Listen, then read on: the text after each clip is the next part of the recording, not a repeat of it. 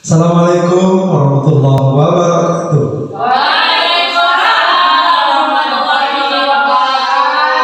Alhamdulillahirabbil alamin, salatu wassalamu ala asrofil anbiya'i wal mursalin sayyidina Muhammadin wa ala alihi washabihi ajmain.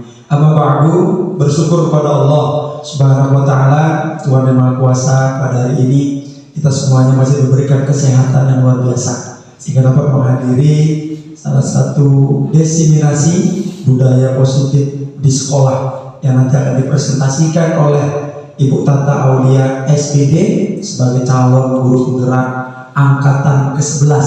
Mudah-mudahan berjalan dengan lancar. Kemudian sebagai seorang muslim, mari kita bersolawat kepada Nabi Muhammad SAW. Allahumma sholli ala sayyidina Muhammad wa ala ali sayyidina Muhammad.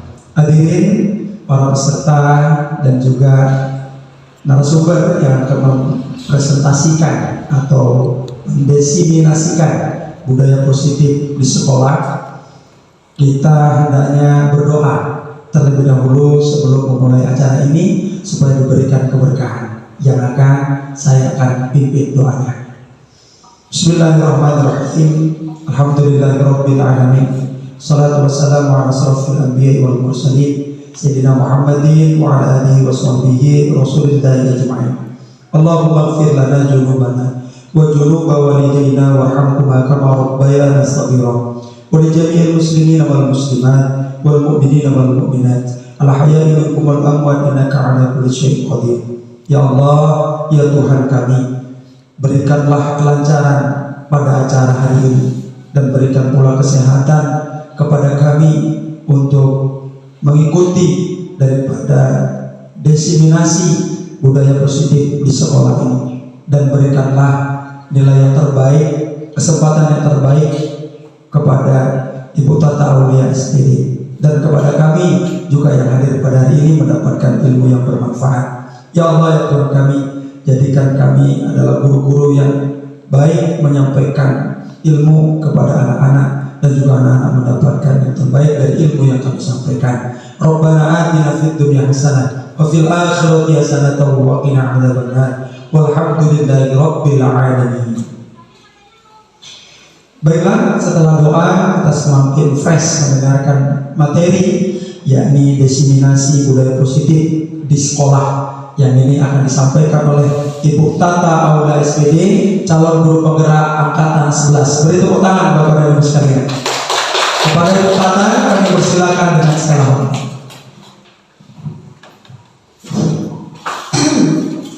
Ya, terima kasih kepada Bapak Wakil Kepala Sekolah yang saat ini menjadi moderator. Di sini saya akan mendiseminasikan budaya positif di sekolah kita. Saya di sini berdiri bukan sebagai ahli, tetapi kita sama-sama belajar ya Bapak Ibu. Perkenalkan, mungkin ada yang belum kenal namanya satu sekolah, udah pasti kenal semua. Nama saya belum berubah. Nama saya adalah Tata Aulia SPD. Kita atau saya berasal dari sekolah yang sama, yaitu SMP Negeri 3 Milah Hilir, Kabupaten Labuan Batu. Saya adalah salah satu calon guru penggerak di angkatan 11. Bapak Ibu, sebelum saya memulai diseminasi kita hari ini, saya akan meminta salah satu guru di sini untuk ice breaking, biar kita lebih semangat lagi. Ya Bapak Ibu, boleh nggak? Siapa kira-kira ya? Ibu Zaitun lah dulu. Ke depan ya Bu Zaitun.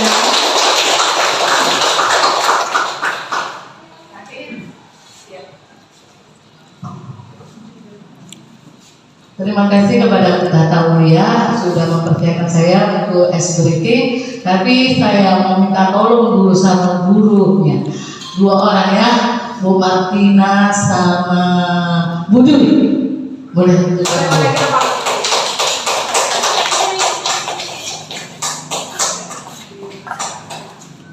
Kiri dan kanan saya. Boleh. Kiri dan kanan saya. Sekarang ice breaking kita mengenai tentang gamenya pendek dan panjang. Ya, jadi pendek dan panjang ini, tapi kebalikannya. Kalau bisa ibu gurunya berdiri semuanya, biar kamu lebih enak. Oke, ya, kebalikannya. Kalau saya katakan seperti ini, bentar dulu, panjang, pendek, pendek, panjang, gitu. Kebalikannya, ya. Oke, kalau dia katakan dia pendek, pasti memanjang. Tapi kalau saya katakan pendek, memanjang. Kalau saya katakan panjang, dia pendek. Paham? Paham? Jadi siapa yang nggak konsentrasi ketahui di sini ya Bapak Ibu? Oke, oke, baik, kita mulai kita. Mari, lihat ya, lihat saya memang sudah memang. Oke, panjang, pendek, kan nggak konsentrasi kan? Sekali lagi ya, panjang, pendek, dari bilang pendek, ya, benar Pak. Oke, sekali lagi, sama nggak konsentrasi, nggak bisa dihukum Bapak ini ya. Jangan dipikirkan Pak di rumah ya. Sekali lagi, panjang, pendek, panjang, pendek. Oke, pulang semuanya. Iya, terima kasih Bu Zaitun atas partisipasinya ke depan ya. Iya, atas panjang pendek katanya ya. Ya udah, semangat lagi ya Bapak Ibu. Saya di sini langsung aja kita ya. Udah semangat kok kan? Saya di sini akan memaparkan mengenai budaya positif. Budaya positif. Coba Ibu terapkan di hati Ibu. Budaya positif. Budaya positif. Kira-kira apa yang di benak Bapak Ibu seketika membaca budaya positif?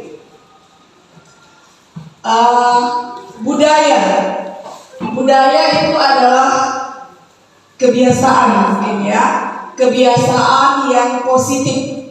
Mungkin kalau Bapak Ibu ada yang biasanya hal-hal negatif yang dikerjakan, sekarang kita diminta untuk positif. Ya, budaya positif. Kita diminta untuk membudayakan hal-hal yang positif. Apa yang dipositifkan? Mulai dari pemikiran, bicara, kemudian tingkah laku kita, ubahlah menjadi semua harus positif dari diri kita sebagai guru, dan akan kita terapkan nantinya di sekolah atau di kelas kepada anak murid kita agar menjadi positif. Akhirnya terjadilah budaya positif. Oke, kita lanjut. Nah, mungkin Bapak Ibu bertanya, apa sih pentingnya untuk menciptakan budaya positif di sekolah atau di lingkungan Anda? Kenapa saya buat di situ lingkungan Anda? Karena kita berpikir atau bertindak positif itu bukan hanya di sekolah ya Bapak Ibu. Kalaupun di sekolah kita sudah positif, di luar kita hal-hal negatif, itu tidak akan sinkron nanti. Tetap ada nanti hal negatif yang muncul di sekolah. Jadi dimanapun kita berada, usahakan mungkin untuk merubah diri tidak instan. Sama halnya kalau kita makan mie instan. Walaupun katanya instan, bukan langsung kita beli kita makan. Ada proses di dalamnya. Yaitu kita mungkin saja kita mau memasaknya, ambil bawang, ambil cabai dan sebagainya, gitu ya. Walaupun instan katanya kan gitu. Untuk menjadi positif, itu kita mulai dari diri kita ya Bapak Ibu. Sebelum kita terjun untuk menerapkannya di kelas. Kira-kira apa pentingnya? Menciptakan apa sih? Ya kan? Kenapa suasana positif harus terjadi di lingkungan kita? Ada kira-kira Bapak Ibu yang bisa menyampaikan pendapatnya? Lihat ya. Ini kira-kira seperti inilah. Orang yang berada di lingkungan positif cenderung merasa lebih bahagia. Ya, tidak ada pertengkaran di antara kita. Kan begitu kan? Ya itulah yang positif ya. Kemudian terciptalah rasa nyaman, tenang, bersemangat, saling menghargai, saling percaya, dan dapat meningkatkan kolaborasi dan kerjasama dengan orang-orang di sekitarnya. Contoh, jika kita di kelas saat ini, kita Bapak Ibu bayangkan aja, kita meletakkan tas kita di meja guru di ruang kelas.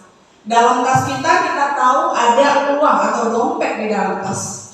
Kemudian ada HP. Berani nggak meninggalkannya saat anak ada di dalam belajar? Gimana Bapak Ibu? Berani nggak? Kurang berani. Iya, masih kurang berani. Karena apa? Tidak ada saling percaya. Karena apa? Masih banyak hal negatif yang dilakukan anak. Itu dia kan?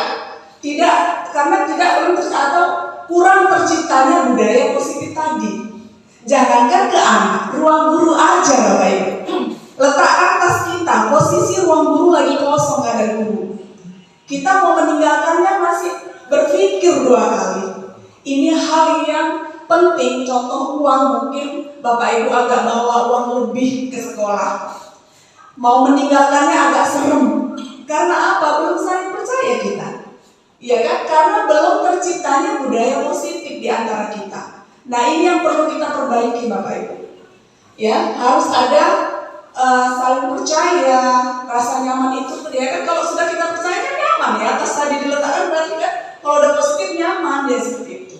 Jadi kalau sudah rasanya enak sama enak, tidak ada pertengkaran, tidak ada hal-hal yang negatif kita pikirkan. Jadi kita pun bekerja sama yang sesama guru itu enak.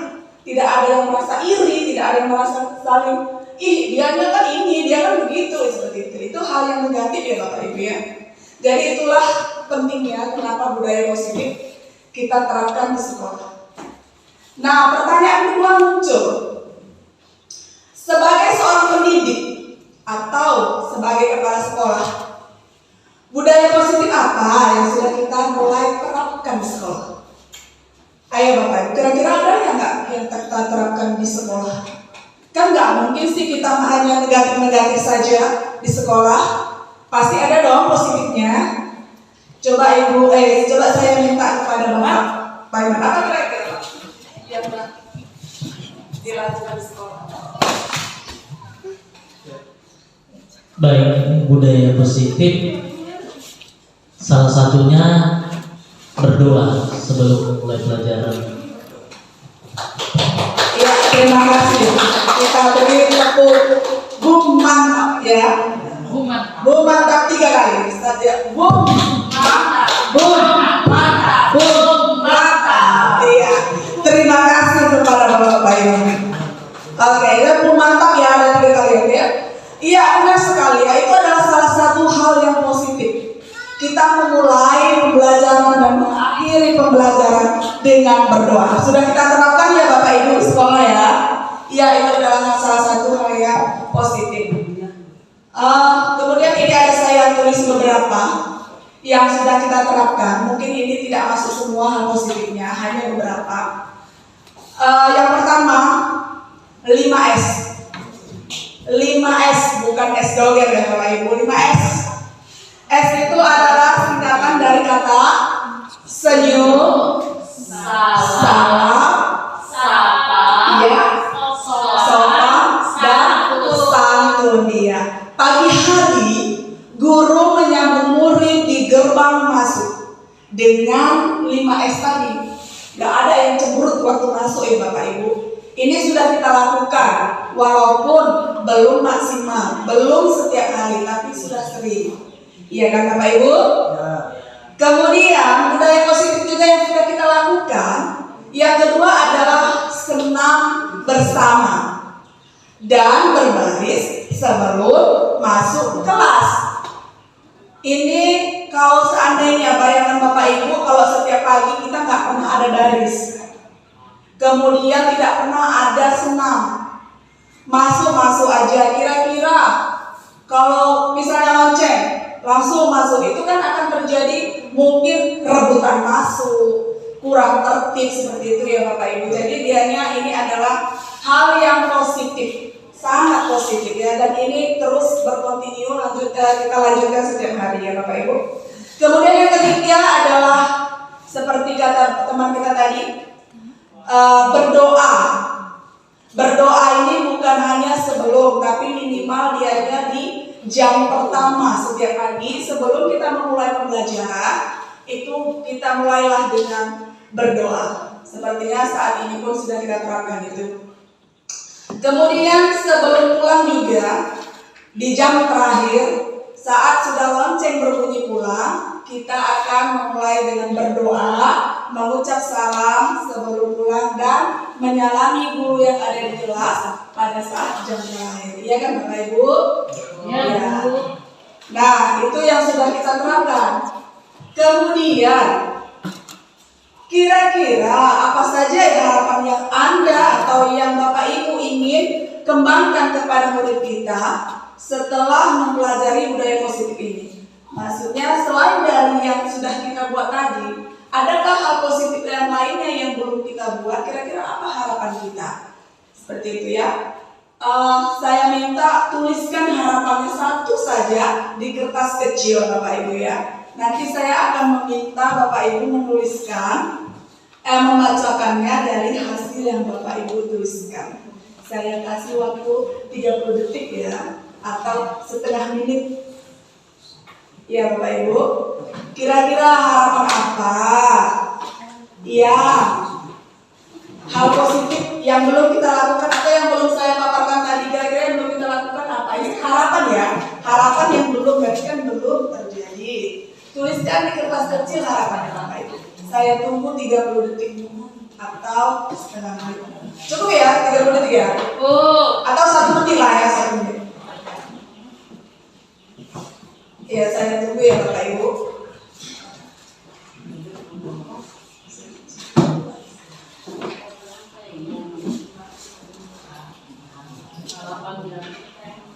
Ya, ke depan kira-kira hal positif yang belum kita lakukan, kita berharap agar terjadi.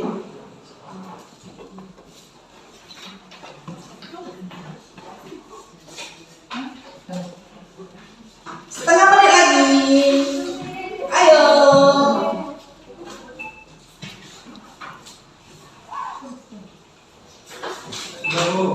Udah. Kita tunggu ya Pak, teman yang lainnya.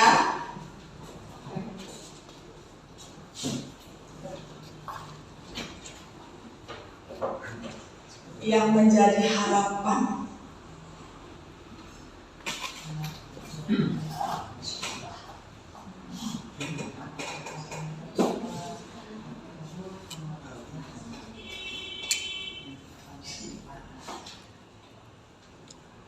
Ayo 10 detik lagi.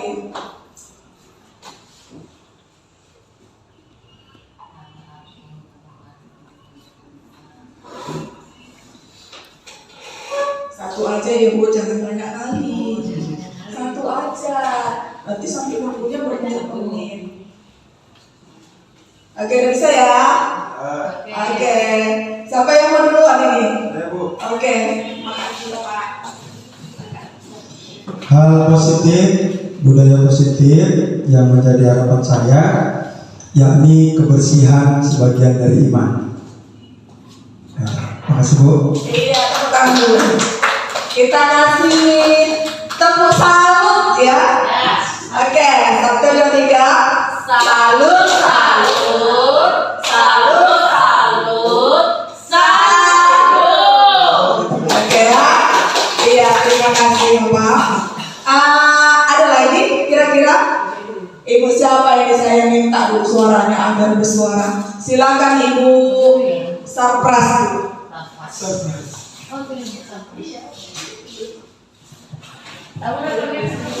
Terima kasih kepada Ibu Tanta.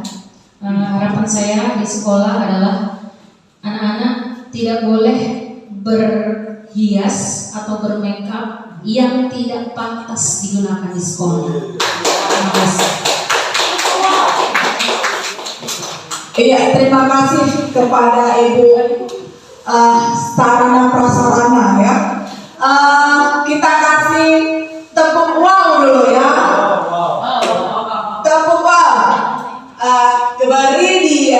W, beri dia O, beri dia W.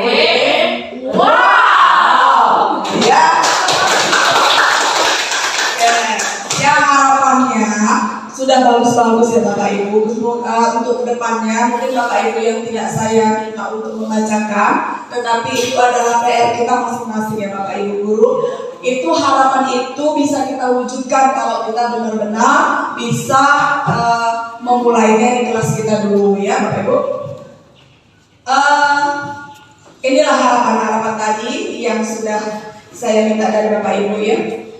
Kemudian harapan-harapan Bapak Ibu sebagai guru atau wali kelas ini bisa Ibu cantumkan di kelas Bapak Ibu. Kita mulai dari kelas ya Bapak Ibu. Kita membuat keyakinan kelas namanya.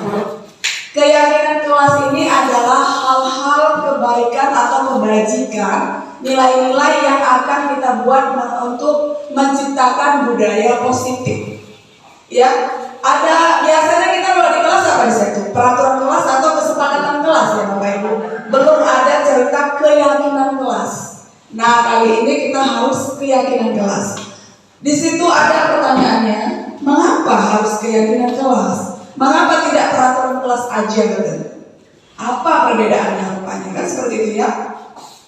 Ada peraturan kelas, ada kesepakatan, dan ada keyakinan.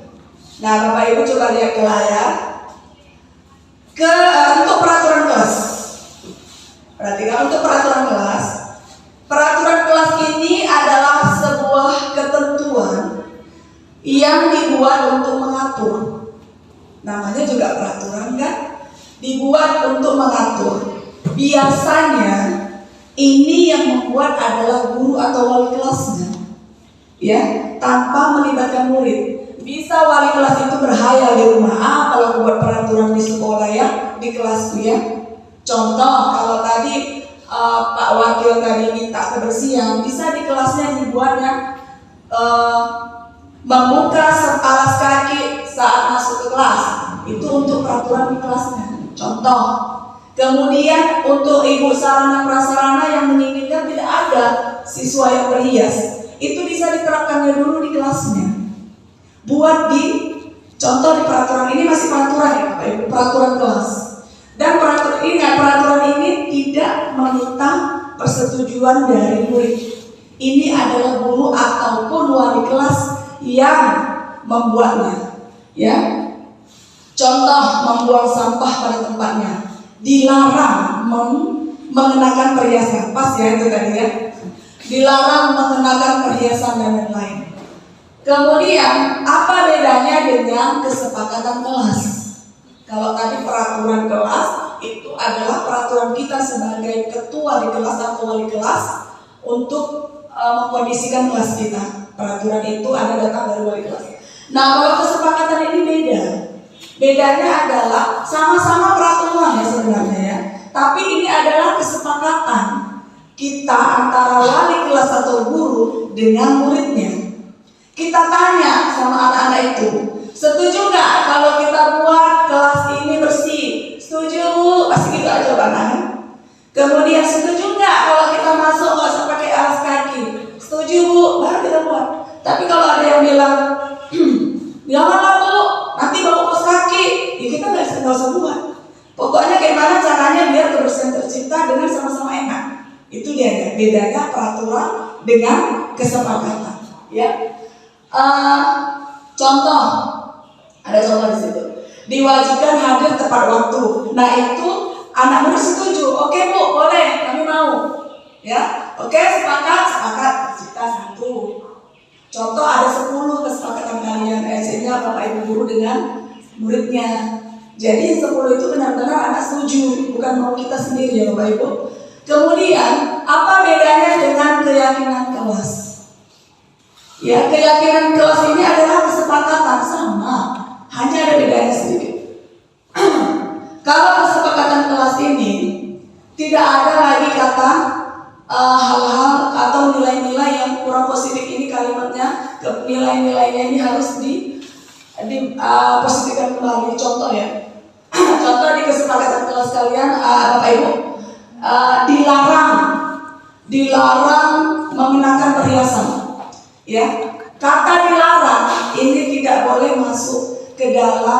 kalimat keyakinan kelas, karena kata dilarang ini masih belum positif.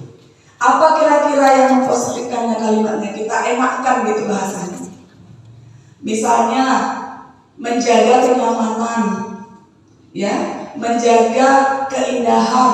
Jadi kita kalau menjaga kesopanan atau yang lainnya, di situ tidak ada kata dilarang, ya Bapak Ibu. Kemudian ini juga muncul sama seperti kesepakatan ya. Dianya harus dengan kesepakatan murid kita sama kitanya ya. Contoh, kita saling menghargai, bersikap jujur, tidak ada kata dilarang, tidak ada kata tidak boleh ya Bapak Ibu. Kemudian setelah keyakinan kelas, ini bagaimana caranya? Kita kan udah sepakat tadi, udah sepakat sama anak murid, udah sama-sama oke. Gimana caranya kalau mereka melanggar keyakinan kelas yang sudah dibuat? Kan sudah sama-sama sepakat, kok masih ada yang melanggar? Seperti itu ya. Jadi kita harus memberikan hukuman atau memberikan konsekuensi atau juga restitusi. Ini ada 3 poin yang berbeda ya Bapak Ibu. Yang pertama adalah hukuman. Kita lihat dulu, ini kebiasaan kita sebagai guru atau sebagai wali kelas. Kalau ada masalah, kita kan memberi tindakan ya Bapak Ibu. Saya memberikan hukuman. Coba kita lihat bedanya Bapak Ibu. Hukuman adalah sebuah tindakan terhadap suatu pelanggaran. Kalau nggak ada yang melanggar, yang dihukum ya Bapak Ibu. Kalau dianya baik-baik terus, ngapain kita beri hukuman kan? Tindakan terhadap suatu pelanggaran sebuah aturan, pada umumnya dia berbentuk hukuman.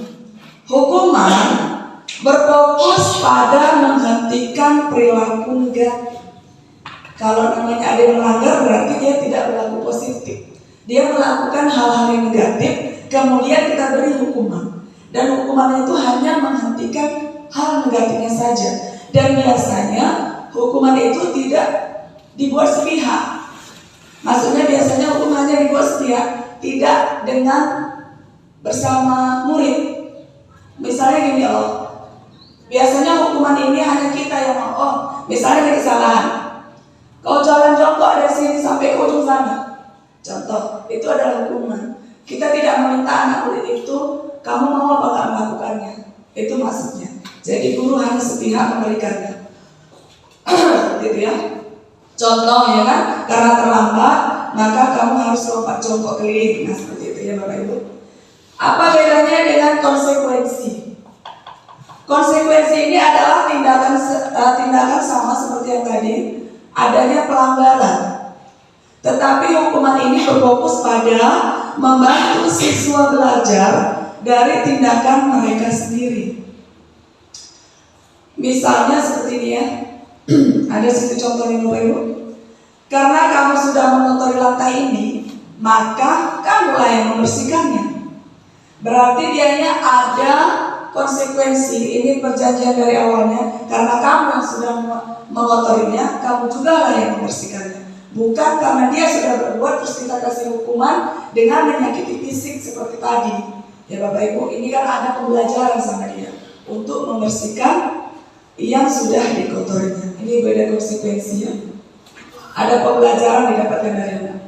Coba lihat ke layar. Di sini ada saya tampilkan tabel hukuman atau konsekuensi. Coba kita lihat yang pertama. Di situ ada tindakan guru. Kira-kira kalau Bapak Ibu guru memberikan seperti itu termasuk hukuman atau konsekuensi? Saya minta Bapak Ibu menjawab ya. Baca dulu dalam hati. Ya, kira-kira apa jawabannya? Untuk yang pertama, saya minta kepada Ibu Ade dulu, Ibu Ade. Silakan Bu Ade. Biar bersuara dulu Bu Adenya. Ya. Ya, terima kasih untuk kesempatannya, Bu. Mencatat 100 kali di dalam buku kalimat, saya tidak akan terlambat lagi karena terlambat ke sekolah. Menurut saya, itu merupakan konsekuensi. Ya, gimana Bapak Ibu? Kita kasihlah dulu tepuk tangannya buat Bu Ade. Iya kan? Kita kasih tepuk apa nih kira-kira? Tepuk salut dulu ya. Kita berikan tepuk salut. Salut, salut. Salut, salut. Salut. Iya, salutnya arahkan ke Bu Ade. Ya.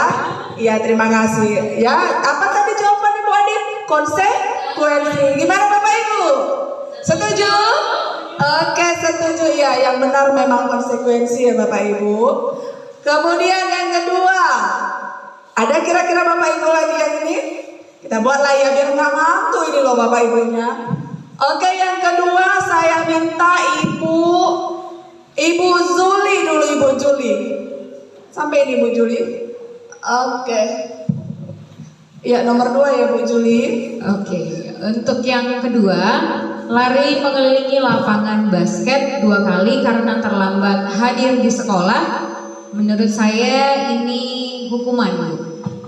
Iya, oke, terima kasih. Beri tepuk tangan dulu. Kita beri Bu mantap aja lah ya. Berapa kali kira-kira? 5 kali. Oke, kita mulai. Bum, mantap. Bum, mantap. Bum, mantap. Bum, mantap. Iya kan?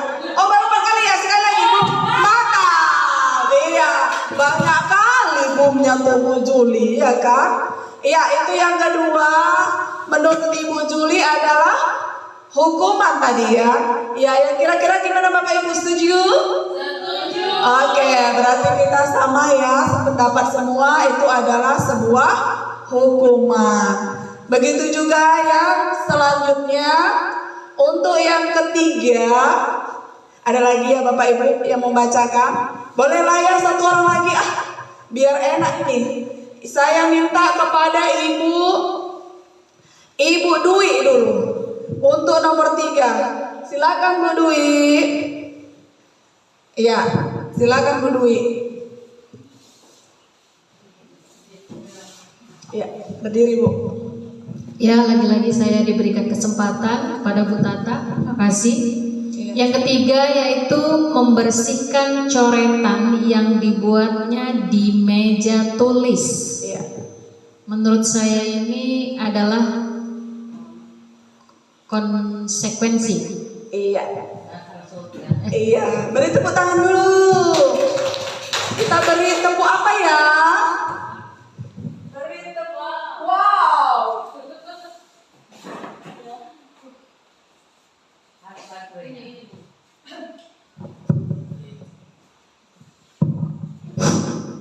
Kita beri tepuk wow untuk Bu Dwi. Kita beri dia W, beri dia O, beri dia W. Wow, iya. Oke, ya apa jawaban Bu Dwi tadi? Konsekuensi. Setuju atau enggak, Bapak Ibu? Setuju. Oke, yang lanjut ya. Untuk yang nomor berikutnya, kita baca sama-sama aja ya Bapak Ibu ya. Yang keempat, murid diminta untuk push up 15 menit 15 kali ya karena tidak menggunakan masker ke sekolah. Kira-kira ini apa nih Bapak Ibu jawabannya? Hukuman atau konsekuensi? Hukuman. Ya, kita sepakat ya Bapak Ibu, ini adalah hukuman. Kemudian menggantikan kertas tugas teman yang telah dicoret-coretnya. Apa jawabnya Bapak Ibu? Iya, konsekuensi. Oke, kita lanjut ya biar cepat. Berjemur di lapangan basket. pukul 12 siang, ini 12 siang ini loh, tengah hari. Biasanya kalau tengah hari dingin atau panas ya Bapak Ibu ya? Sejuk ya kalau hujan. Ya panas lah ya. Kemudian karena hanya gara-gara mengobrol dengan temannya, mungkin pada saat belajar ya. Kira-kira ini hukuman atau konsekuensi? Hukuman atau konsekuensi? Iya, semangat lah Bapak Ibunya. Dan kita lanjutkan aja lah ya. Kita lanjut ke restitusi. Tadi hukuman udah tahu gimana kalau hukuman. Udah tahu juga gimana itu kalau konsekuensi. Tahu yang membedakannya ya Bapak Ibu? Sekarang bagaimana kalau restitusi? Ya, restitusi itu adalah sama ya, ini karena adanya kesalahan juga ini. Restitusi adalah proses menciptakan kondisi bagi murid untuk memperbaiki kesalahan mereka. Berarti karena ada kesalahan ini ya Bapak Ibu. Kalau nggak ada kesalahan kita nggak perlu restitusi dia. Sehingga mereka bisa kembali pada kelompok mereka dengan karakter yang lebih kuat. Ini menurut Gosen tahun 2004. Restitusi merupakan proses yang mengajarkan murid untuk mencari solusinya sendiri dari masalah yang mereka buat dan membantu murid berpikir tentang orang seperti apa yang mereka inginkan dan bagaimana mereka harus memperlakukan orang lain. Ya, itu dia kalau restitusi. Sama, kita memberi hukuman, tapi hukumannya itu kalau misalnya dia melanggar peraturan, dia harus mencari solusinya sendiri. Apa kira-kira dari kesalahanmu itu? Seperti itu ya Bapak Ibu. Contoh restitusi. Guru bertanya kepada murid yang berbuat kesalahan. Kita hayalkan aja lah Bapak Ibu ya, waktu di kelas atau di ruang BP. Ini kepada BP nih biasanya nih ya Kak, yang selalu punya banyak menemui siswa yang atau murid yang bermasalah. Guru bertanya kepada murid yang berbuat kesalahan. Apa yang kita yakini? Ini biasanya ada keyakinan kelas bersama wali kelasnya tadi. Masih ingat kan Bapak Ibu keyakinan kelas tadi kan? Sudah kita anggap ini kalau misalnya kita di kelas semua sudah punya keyakinan kelas. Ya. Apa yang kita yakini? Apa kamu meyakini hal tersebut? Contoh keyakinan kelasnya tadi adalah saling menghargai, kan seperti itu ya. Apa kamu meyakini hal tersebut kalau dia sudah tahu ada keyakinannya? Kemudian kalau kamu meyakininya, maukah kamu memperbaikinya? Itu pertanyaan selanjutnya. Kalau kamu memperbaikinya, jadi kira-kira hal apa yang kamu buat? Kan seperti itu ya. Sehingga murid itu menyebutkan solusi untuk dirinya sendiri. Kita menuntun anak sampai dia berpikir untuk mencari solusi dari kesalahan yang dibuatnya. Jadi kalau ada masalah jangan langsung tampar, jangan langsung cubit, jangan langsung pukul, ya kan Bapak Ibu? Kita cari dulu masalahnya. Kemudian murid sampai berkata, saya akan memperbaiki masalah ini dengan. Kata dengan ini adalah karena dia sudah berpikir. Contoh, kalau dia misalnya kesalahannya tadi dia memakai perhiasan, ya kan Bapak Ibu? Jadi dia akan memperbaiki bagaimana caranya. Mungkin dia menyebutkannya, saya tidak akan memakainya lagi Bu. Jadi kalau dia menjawab itu, tetap kita juga jangan langsung, yaudah kok gitu hari ini kamu itu dulu kutip sampah sampai 3 karung, contoh. Jangan seperti itu. Jadi biarkan anak itu memperbaikinya. Kita lihat semoga itu terjadi nantinya ya. Dan hasil dari restitusi ini ya itu akan menguatkan karakter murid, dapat menemukan solusi atas kesalahannya. Yaitu dia untuk restitusi ya Bapak Ibu. Nah, kalau kita menghukum Ini ada 5. 5 apa di situ Bapak Ibu? Awas salah sebut ya Bapak Ibu. 5 apa di situ? Posisi kontrol. Posisi kita sebagai guru. Ya, apakah kita sebagai penghukum? Setiap ada masalah hukum terus. Itulah namanya sebagai penghukum.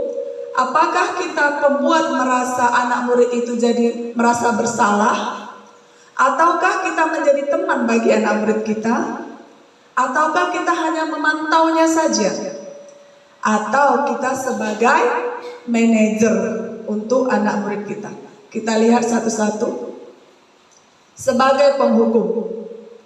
Nih, kalau kita sebagai penghukum, lihat dulu apakah kita di posisi ini. Saat ini kita seperti apa?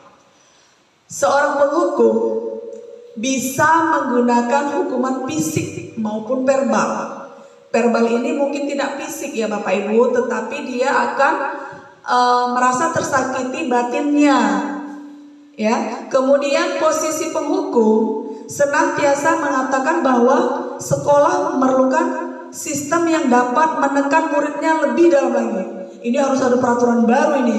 Seperti itu kira-kira. Biar anak-anak ini lebih takut, biar anak-anak ini lebih tahu disiplin. Nah, itu ya, biasanya orang penghukum pemikirannya seperti itu. Ya, guru yang menerapkan posisi penghukum biasanya itu punya nada suara yang tinggi kalau menghukum anak ya, kalau memarahin anak. Nadanya tinggi, matanya agak melotot, ditunjukkanlah kalau kita ini benar-benar marah di depan anak ya. Kemudian jarinya terkadang menunjuk-nunjuk ke arah muridnya, ya kan? Terlambat lagi, ini contoh kalimat ya. Terlambat lagi, pasti terlambat lagi. Selalu datang terlambat. Kapan bisa datang tepat waktu? Ini bayangkan Bapak Ibu mengucapkan itu sama mata melotot, tangannya menunjuk-nunjuk murid, ya kan? Gimana perasaan anak murid saat itu? Pastinya hanya tunduk. Dan coba lihat hasilnya di sana. Kemungkinan murid marah dalam hatinya dan belum tentu dia setuju dengan apa yang kita ucapkan waktu kita marah. Bisa saja dia dalam hatinya berkata-kata lain. Istilahnya dia mendendam kepada kita. Ya, bisa jadi saat di kelas nanti, waktu sesudah kita suruh udah kembali kau duduk seperti itu ya, dia akan mencoret-coret bukunya. Kesal sama dimarahi gurunya tadi. Dan lebih buruk lagi bisa saja sepulang sekolah dilihatnya kendaraan kita di parkiran dan akan digores-goresnya dengan paku saking kesalnya. Ini biasanya BP yang sering marahin murid ya. Jadi resiko ya Bapak ya kalau Ibu BP ya. Itu kalau kita menghukum. Kemudian bagaimana posisi kita kalau kita membuat anak itu merasa bersalah? Pada posisi ini biasanya guru akan bersuara lebih lembut, perlahan dia suaranya, menggunakan keheningan yang membuat orang lain merasa tidak nyaman. Orang lain itu siapa? Murid tadi merasa bersalah. Biasanya di posisi ini dada suara itu memelas. Tahu memelaskan Bapak Ibu? Iya, dia melemah ya, halus, kayak lesu, tapi perkataannya itu nyakitin orang yang di depannya. Adi, kamu ini bagaimana ya? Ini contoh ya Bapak Ibu. Adi, kamu ini bagaimana ya? Kamu kan sudah janji tidak akan terlambat lagi. Ibu benar-benar kecewa sama kamu. Ya seperti itu ya. Jadi merasa istilahnya kalau murid ini, aduh, aku buat salah lagi ke ibu ini, padahal udah janji kan seperti itu. Jadi dia merasa bersalah.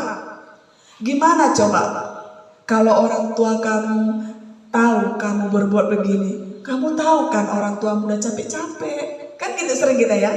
Udah capek-capek, nyekolahkanmu, kerja di ladang. Kamu kayak gini tingkahnya. Ngomongnya pelan. Tapi anak itu akan merasa dia punya kesalahan. Wih, aku salah sama orang tuaku. Wih, aku salah sama guruku yang sudah berjanji seperti itu ya. Jadi kayaknya kita pernah melakukan ini semua ya Bapak Ibu. Kemudian di posisi ini murid akan memiliki penilaian diri yang buruk, itu tadi dia ya. Mereka merasa tidak berharga lagi hidupnya, selalu buat kesalahan, selalu menyakitin orang-orang terdekatnya, seperti itu. Jadi hasilnya murid akan merasa bersalah, merasa menjadi orang yang gagal dalam hidupnya. Ya, itu untuk pembuat merasa bersalah. Posisi yang ketiga, udah ketemu belum posisi Bapak Ibu ini? Udah sampai 2. Ya, posisi yang mana nih gitu kan? Apakah posisi yang ketiga Bapak Ibu? Posisi ini adalah teman. Posisi ini tidak menyakiti murid. Posisi teman pada guru bisa negatif, bisa juga positif loh Bapak Ibu. Bukan positif terus nih ya, bisa juga negatif. Positif di sini berupa hubungan baik yang terjalin antara guru dan murid. Ya, hubungannya jadi baik, itu positifnya. Guru di posisi teman menggunakan nada suara biasanya itu ramah, akrab, dan bercanda. Bahkan pakai bahasa-bahasa sehari-hari, bro gitu ya kan. Jadi teman itu dianya. Dan sering bersenyum dan sering senyum-senyum jenaka. Biasanya atau contoh mereka akan berkata, ya sudah kali ini gak apa-apa, nanti ibu bantu kalau kau punya kesalahan, kalau tugasmu gak siap, nanti ibu bantu lah, tenang aja gitu ya. Itu jadinya merasa dibantu, merasa tertolong, merasa ditemani sama si murid. Nah, hal negatifnya apa? Di sana ada hal negatifnya. Dari posisi teman, bila suatu saat guru tersebut tidak mau membantu, mungkin ada hal pekerjaan guru yang lebih penting lagi dan tidak sempat untuk membantu siswa yang merasa itu temannya tadi. Jadi murid merasa kecewa karena yang diharapkannya guru yang selama ini menjadi teman sekarang tidak bisa membantu. Nah, hasilnya di hasil positif murid memang merasa senang karena ada guru yang akrab dengan dia. Tetapi hal negatifnya tadi itu, jadi murid tergantung, jadi ketergantungan sama guru yang tadi membantu dia. Sikit-sikit ada masalah dicarinya ibu itu, merasa dia dibantu terus sama ibu itu. Ada dikingnya rasa dia, karena dia itu jadi temannya. Itu hal negatifnya. Jadi jangan pernah ada yang membuat anak itu merasa kita itu adalah dekingnya di sekolah ya Bapak Ibu. Jadi anak nanti ketergantungan. Lanjut yang pemantau. Kayaknya sebelum yang pemantau ini udah ke nomor 4 ya Bapak Ibu ya. Untuk yang sebelum pemantau kita bolehlah ice breaking dulu ya, biar menghilangkan jenuh. Kira-kira Bapak Ibu siapa nih? Saya minta dulu dari guru di sini nih untuk membantu saya ke depan membuat ice breaking. Siapa yang bisa ya Bapak Ibu ya? Ibu Nur lah dulu, Bu Nur Hayati. Ini bisa nggak ini? Ya. Bisa Bu Nur.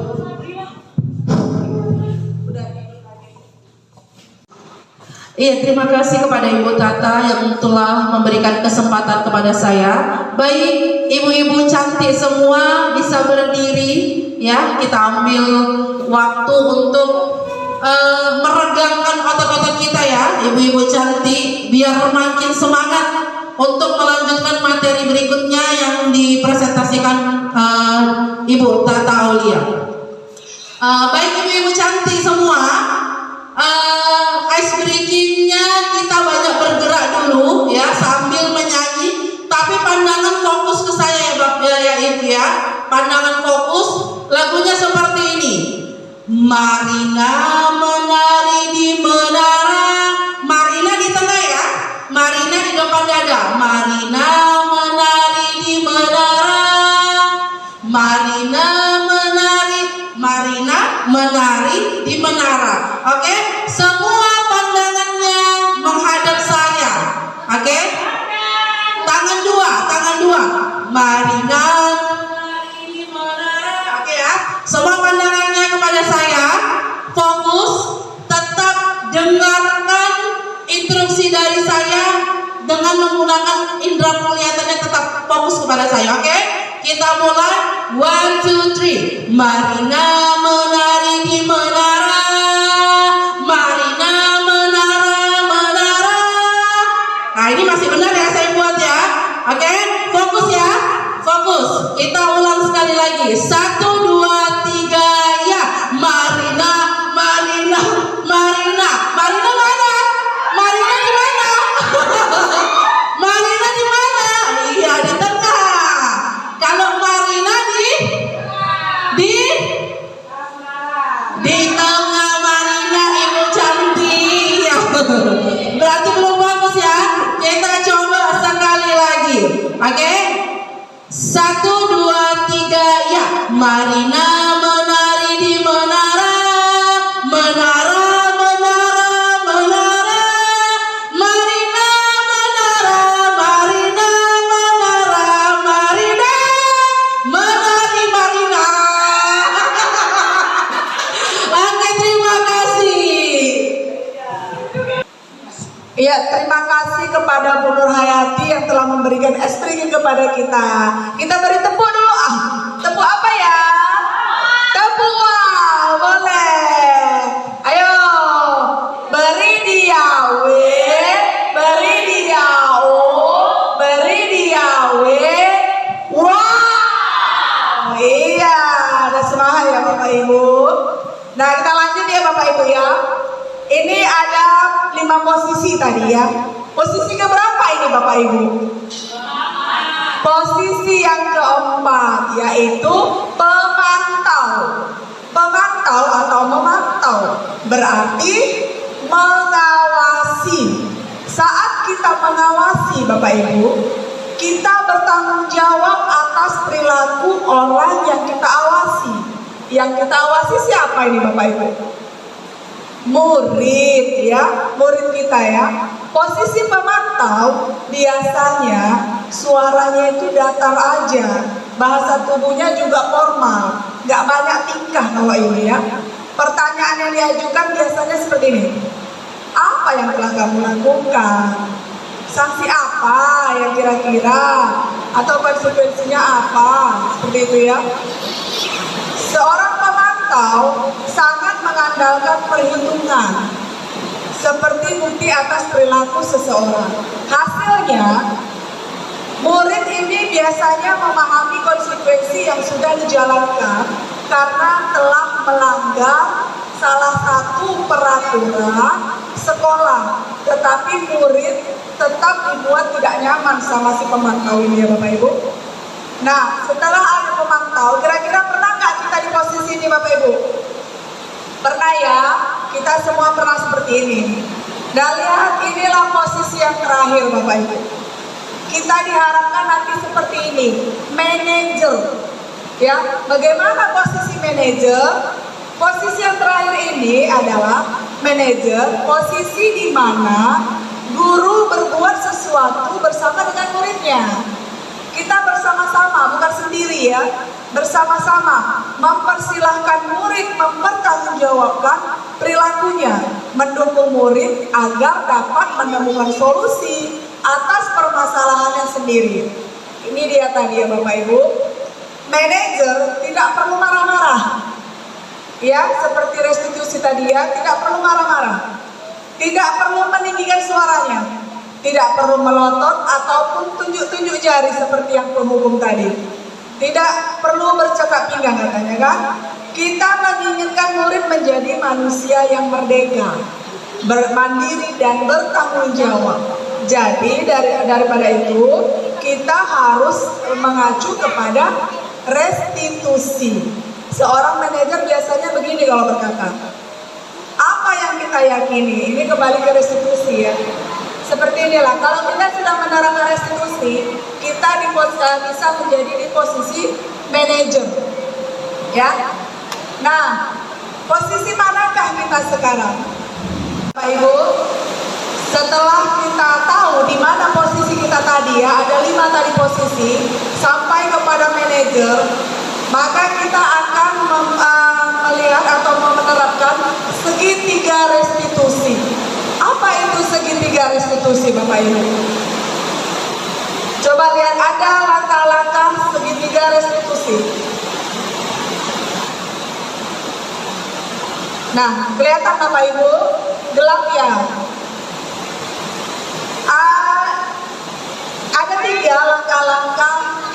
menerapkan segitiga restitusi.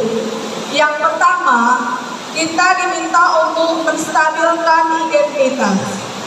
Yang kedua, diminta untuk validasi tindakan yang salah. Dan yang terakhir adalah menanyakan keyakinan. Yakin tidak dia dengan yang kita buat, seperti itu ya. Jadi dari di depan layar terlihat bahwa ada segitiga restitusi. Contoh penerapannya bisa kita lihat di ini akan saya tayangkan ya Bapak Ibu. Ini adalah contoh segitiga restitusi yang sudah saya terapkan di sekolah. Kita bisa lihat sama-sama. Semoga nanti bisa untuk kita contoh ke depannya ya Bapak Ibu. Ini ada kasus pertama, kasusnya adalah siswa terlambat masuk kelas saat setelah istirahat. Ya, kita lihat sama-sama ya Bapak Ibu.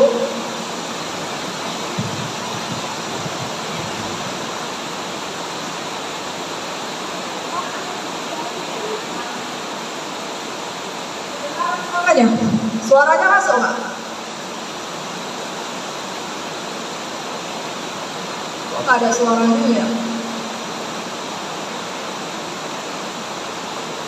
Dapur. Gimana tuh? Di sini Bapak Ibu, kita lihat dari yang saya perankan. Siswa memiliki kesalahan. Kesalahannya apa tadi Bapak Ibu? Terlambat masuk kelas saat setelah jam istirahat. Kita jangan memarahinya di depan temannya. Kita panggil dianya ke tempat yang temannya nggak melihat. Disinilah kita perankan restitusi tadi. Kita bertanya kepada anak tentang masalahnya. Nah, ini dia ya.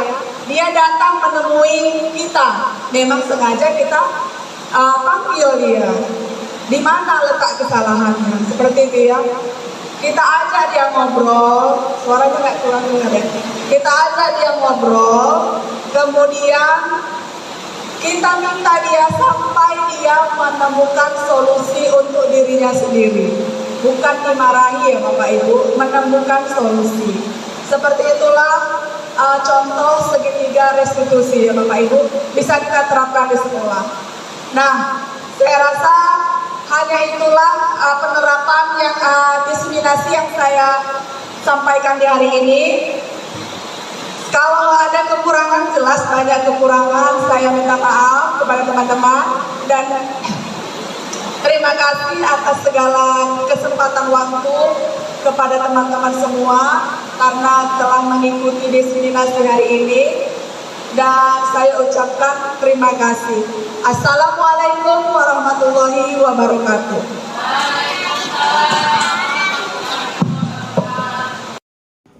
Salam sejahtera, selamat siang. Saya Bapak Mangit Tua Sejabat, Kepala Sekolah SMP Negeri 3 Bila Hilir, di mana tempat Ibu Tata Aulia selaku calon guru penggerak angkatan ke-11 mengajar. Saya sangat bangga kepada Bapak Ibu guru yang mengajar di SMP Negeri 3 Bila Hilir ini, di mana memiliki dedikasi, etos kerja dan super tim yang tinggi. Kemudian terkhusus kepada Ibu Tata sebagai calon guru penggerak angkatan ke-11 yang ada di Kabupaten Labuan Batu, sebagaimana semboyan mereka adalah sebagai guru penggerak, yaitu tergerak, bergerak, dan menggerakkan. Maka pada saat ini Ibu Tata selaku melaksanakan guru penggerak di SMP Negeri 3 Bila Hilir ini, kami lihat berhasil untuk mengimbaskan budaya positif kepada guru-guru kita.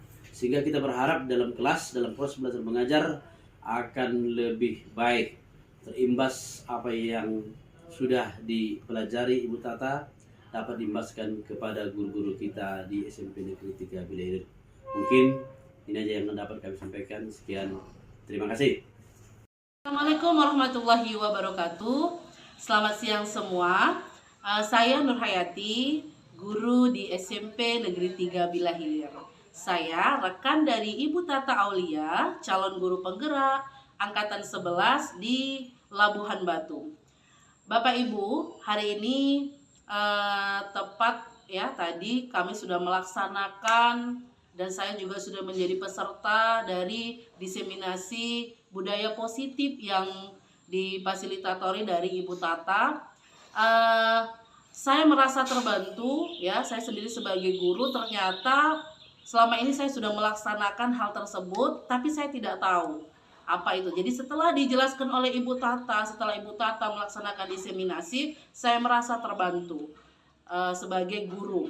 Dan harapan saya ke depannya, saya berharap saya bisa menjadi contoh teladan dalam menerapkan budaya positif yang pastinya yang sudah disampaikan oleh Ibu Tata Aulia, calon guru penggerak angkatan 11. Dan harapan saya untuk murid-murid saya, ya, murid-murid saya yang tersayang, dan untuk SMP Negeri 3 Bila Hilir, semoga ilmu yang sudah dibiaskan, yang sudah dibagikan oleh Ibu Tata Aulia menjadi penerapan yang sangat berguna bagi saya dan rekan-rekan guru lainnya untuk bisa menerapkan di kelas dan menjadikan anak-anak bisa melaksanakan budaya positif ya, seperti disiplin dan lain sebagainya.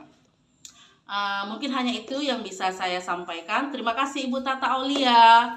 Kami sudah merasa senang dan terbantu atas ilmu yang Ibu bagikan. Saya akhiri. Wassalamualaikum warahmatullahi wabarakatuh.